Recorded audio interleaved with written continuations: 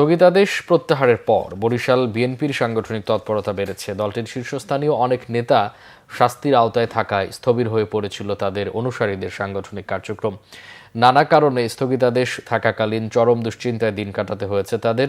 সিনিয়ররা বলছেন নীতি আদর্শের সাথে পথ চলতে, আর প্রত্যাহার হওয়ারা বলছেন সংকট কাটিয়ে দলের প্রার্থীকে বিজয়ী করাই তাদের প্রধান লক্ষ্য। বরিশাল থেকে শাহিন হাসানের রিপোর্ট। 22 নভেম্বর একসাথে বরিশাল জেলা ও মহানগর বিএনপির মূল দল এবং অঙ্গ সংগঠনের অন্তত 10 নেতার দলীয় পদ স্থগিতাদেশ প্রত্যাহার হওয়ার পর দলীয় কর্মসূচিগুলো এখন আগের তুলনায় বেশি প্রাণবন্ত। নেতাদের সাংগঠনিক কার্যক্রমে দেখা গেছে সক্রিয়তা। দলকে জয়ী করাই এখন তাদের লক্ষ্য।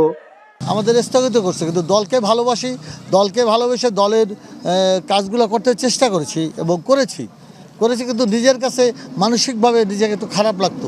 বহু কাঙ্ক্ষিত নির্বাচন, যেই নির্বাচনের জন্য বিএনপি দীর্ঘদিন ধরে আন্দোলন সংগ্রাম করেছে, সেই নির্বাচনকে কিভাবে আমরা ধানের শীষের প্রার্থীকে বিজয়ী করব তার জন্য সর্বোচ্চ চেষ্টা করে যাব। রাজনীতি আমার মাঠের অবস্থান চিন্তা করে আমাকে সেই দায়িত্ব আবার ফিরিয়ে দিয়েছে।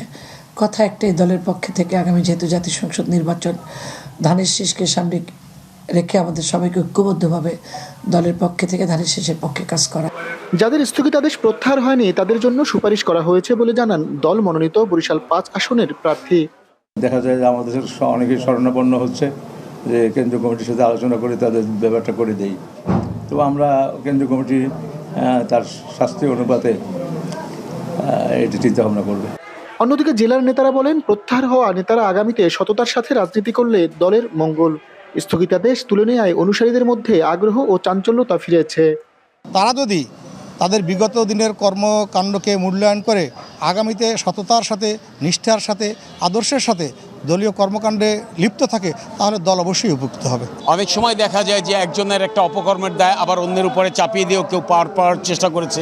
যাদেরকে স্থগিত করেছিল তারাই দলের জন্য দীর্ঘ 17 বছর আন্দোলন সংগ্রাম করেছে, তারাই দলকে উজ্জীবিত করেছে। তাদের স্থগিত আদেশ উঠানোর কারণে একটা নেতাকর্মীর ভিতরে একটা চাঞ্চল্য ফিরে আসছে। প্রতিটা কর্মস্থান, প্রতিটা লোককে আমাদের ধানের শীষের পক্ষে কাজ করতে পারতেছি, আমাদের কর্মী সমর্থক সবাই খুশি।